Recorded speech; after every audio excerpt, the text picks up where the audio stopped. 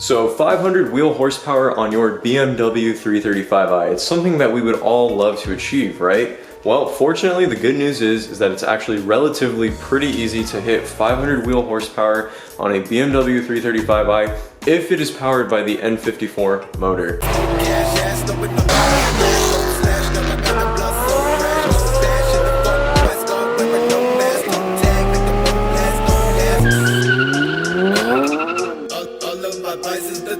So with the N54 engine on the 335i's, I feel like this motor gets a ton of hate, including myself. I hate on it a lot just because, you know, it gets a stigma for, oh, it's unreliable, it has so many issues, it was the first shot at a turbocharged engine by BMW, blah blah blah. The reality is that this engine is ridiculously powerful and it can handle a ton of power with relatively very simple and inexpensive mods.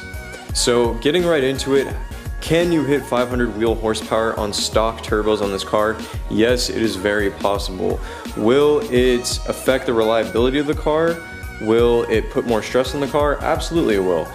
You know, I think if you start to run high power, especially on the stock turbos with these cars, you're going to obviously increase the wear on a lot of things like O2 sensors, the motor itself, various other components such as the ignition system, injectors, all that kind of stuff. But that's not to say that, oh, your car is going to blow up and it's not going to last for 20,000 miles. No, the N54, as we know, especially the earlier years, had certain internals of components of the engine were Ford.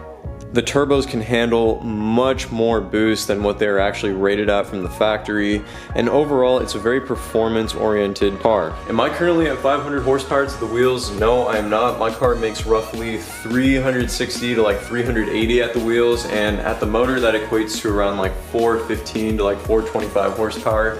I'd say it's roughly equivalent to the level of a stock BMW M4, potentially comparable to it, maybe a little bit slower, but it's somewhere around that. You can achieve a lot more power though than what I'm at. All I have is catless downpipes and a tune, so let's get into it step by step. How can you make 500 wheel horsepower on a 335i without upgrading the turbos?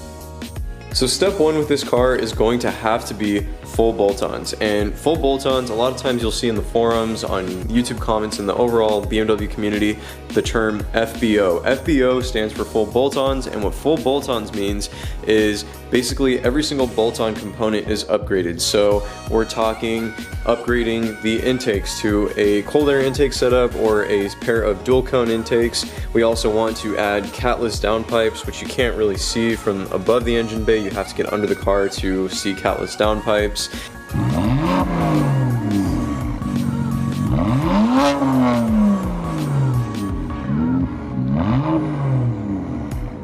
We're also looking at upgrading the charge pipe and the diverter valve system right here, which is the final component that the incoming charge air goes through before it enters the engine itself. We're also talking about upgrading the intercooler down here, which you really can't see, it's too dark. The intercooler cools down the incoming charge air. And on a basic level, that about covers it for what full bolt-on means. If you want to achieve 500 horsepower to the wheels, you're gonna have to do a little bit more than just full bolt-ons. Now, if you're at the full bolt-on range already with downpipes, intakes, intercooler, charge pipe, blow-off valve, or upgraded diverter valves, whatever you want, you can actually push, I'd say, roughly, 360 to 380 to the wheels with just an off-the-shelf tune. Add some E85 into the mix and you're pushing well into the 400 wheel horsepower range, no problems whatsoever. Now with full bolt-ons and running strictly pump gas alone, depending on the type of tune that you're running, whether it's off the shelf or whether it's custom, depending on the weather, and just a number of other factors, you can range anywhere between, I'd say, 360 to like 400 horsepower at the wheels. It's kind of a wide gap, but somewhere in that range you can say is a safe estimate with a full bolt-on car that's tuned. That's roughly the power level that you'll be at.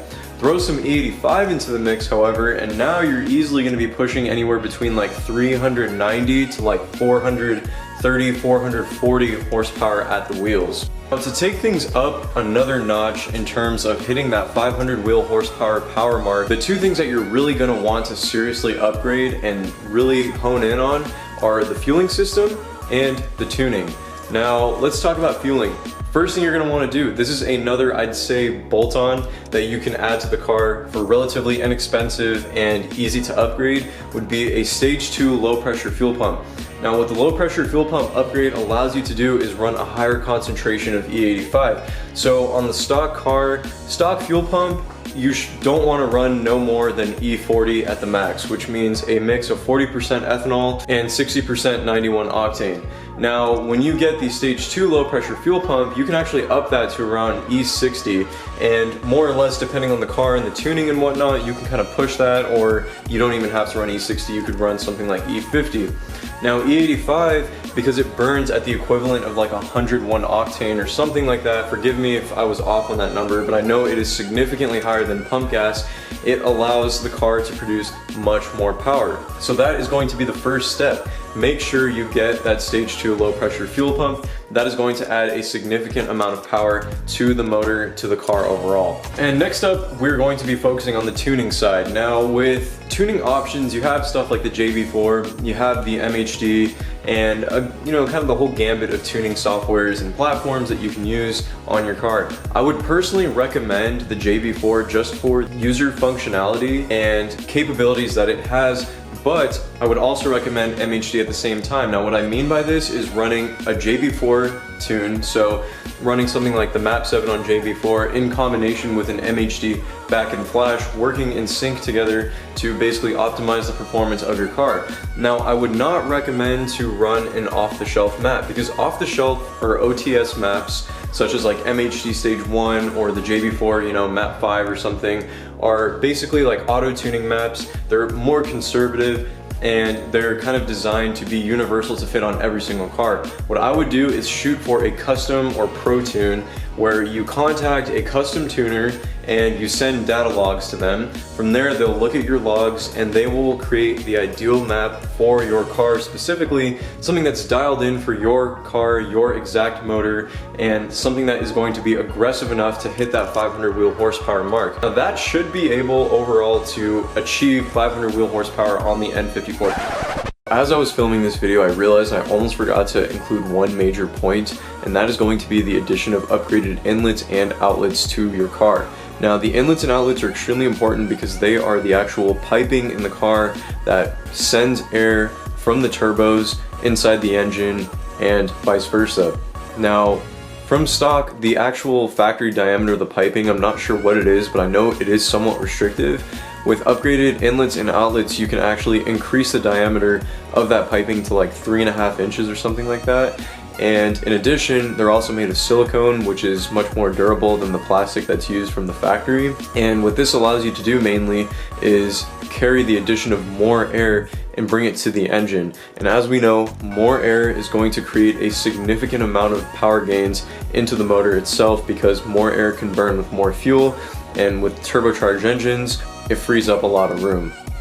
And if you guys don't believe me, I've got a couple friends that have hit these power numbers, and they will be featured on this channel very soon, so stay tuned for that. Anyway, ladies and gentlemen, I hope you guys did enjoy watching this video. Thank you so much. If you did, please be sure to give me a big thumbs up on this channel, as well as subscribe to Simply Car Things. I tried to break this down and make it as simple as possible, so I kind of, you know, glossed over certain aspects of the full bolt-on process and tuning and whatnot, just to make sure that everybody could kind of understand it for the most part. If you guys have any questions, feel free to shoot me comments in the comment section down below. DM me on Instagram. I've been pretty backed up in my DMs lately, so just, you know, bear with me if it takes me a while to get back to you.